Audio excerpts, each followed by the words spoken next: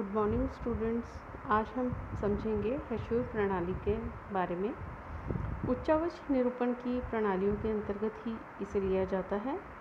हेशूर प्रणाली, जिसे हिंदी में हेशूर कहते हैं और इंग्लिश में भी इसे हेशूर सिस्टम कहते हैं। ये बहुत ही मानचित्र पर के जो हमारी मानचित्र है टोपोशीट, उसके ऊपर प्रदर्शित की हुई उच्चावच को प्रदर्शित करने के लिए महीन बारीक रेखाएं बनाई जाती हैं और ये मुख्यतः पर्वतीय छायाकरण को प्रदर्शित करने के लिए बनाई जाती हैं।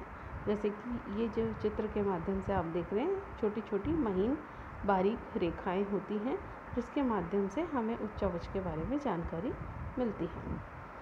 तो ये जो महीन बारीक रेखाएं होती हैं जिन्हें हम पर्वतीय छायाकरण के माध्यम से दिखाते हैं, और इसका जो मूल सिद्धांत है वह उसको बनाने का जो श्रेय है वो ऑस्ट्रिया के लेहमान नामक एक सैन्य अधिकारी को दिया जाता है। और इस विधि में जल के बहने की दिशा, यानी जो ढाल की दिशा है, उसी के अनुरूप ही इन खंडित रेखाओं को खींचा जाता है। और जहाँ अधिक ढाल होता है वहाँ पर रेखाएं कुछ मोटी होती हैं और अपेक्षाकृत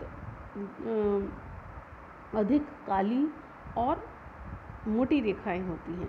जबकि इसके विपरीत जो जितना कम ढलवा भाग होगा तो वो हल्की होती जाएंगी और दूर दूर पर भी होंगी।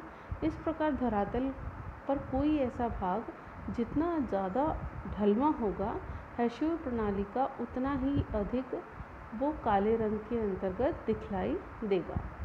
जैसा आप इसके अंतर्गत देख रहे हैं, स्क्रीन के उत्तरी पूर्वी कोने के अंतर्गत आप देख रहे हैं महीन बारीक रेखाएं अत्यधिक सघन हैं, और पूर्वी भाग के अंतर्गत भी हम देख रहे हैं कि सघन है रेखाएं। तो यानी यहाँ पर ढाल बहुत तीव्र है, और जहाँ हम देख रहे हैं बिल्कुल मध्य के भाग के अंतर्गत रेखाएं जो हैं हल्की हल्की हैं। तो यानी ये शो करती हैं कि यहाँ पर जो ढाल है वो काफ़ी मंद है। अब हम जानेंगे हेशूर प्रणाली के गुण क्या हैं। हेशूर प्रणाली के गुणों के अंतर्गत सबसे पहला गुण ये है कि इन रेखाओं से ऊंचाई और निचाई का प्रदर्शन करना स्पष्ट होता है, और प्रदर्शन करना इनका स्पष्ट होता है ताकि आसानी से हम इनको देख के बता सकते हैं कि किस स्थान पर ढाल तीव्र है और किस स्थान पर ढाल कम है। तो इसे इसके बारे में सामान्य रूप से कोई भी जान सकता है। दूसरा, अगर हम लें हेशूर प्रणाली के जो दूसरा गुण है वह यह है कि इसमें छोटे छोटे उच्चावच लक्षणों जैसे कि नदी वेदिकाएँ, छोटी कटके, घोल रंध्र, और इनको हम अपेक्षाकृत स्पष्ट रूप से इनको दिखलाया जा सकता है। फिर आ जाते हैं हम दोष के अंतर्गत। हेशूर के दोष ये हैं कि इनके इस विधि का महत्व वर्तमान समय में बहुत कम हो गया है, यानी बहुत कम इसका इस्तेमाल किया जाता है।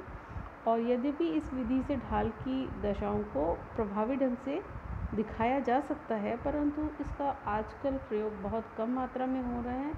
और सबसे बड़ी बात यह है कि इसमें भू आकृतियों को दर्शाया तो जा सकता है, लेकिन इसमें समुद्र तल की ऊंचाई का ज्ञान हमें नहीं होता है।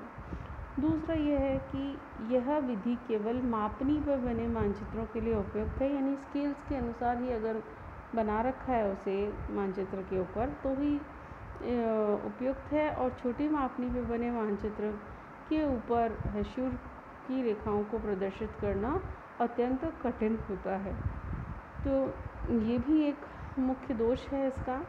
फिर हम लेते हैं हेशूर रेखाओं के द्वारा उर्मिल, या जिसे हम कहते हैं रोलिंग लैंड, तथा पहाड़ी वाले क्षेत्रों के अंतर्गत उच्चावच का प्रदर्शन नहीं हो पाता है। और इन प्रदेशों के अंतर्गत उच्चावच को हेशूर प्रणाली से दिखलाने के लिए कालेपन की मात्रा इतनी, यानी पास सघन रेखाओं की मात्रा इतनी अधिक हो जाती है कि समूचा जो मानचित्र है वो धूमिल या धुंधला सा नज़र आने लगता है।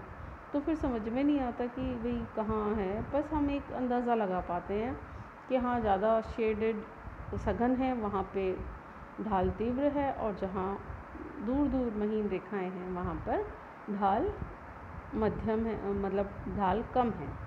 सही ढंग से हशूर बनाने के लिए पर्याप्त अभ्यास एवं भू आकृतियों के बारे में स्पष्ट जानकारी या ज्ञान होना बहुत ज़रूरी है, और इस विधि का प्रयोग केवल जो है वो अनुभवी मानचित्रकार जो कार्टोग्राफर्स हैं वही कर पाते हैं, और लोग नहीं कर पाते हैं। तो ये आपके प्रश्न जो है हशूर, ये टिप्पणी के रूप में आता है। आप इसके गुण, दोष और इसको कैसे बनाया जाता है इसके बारे में ही बता सकते हैं। और धन्यवाद।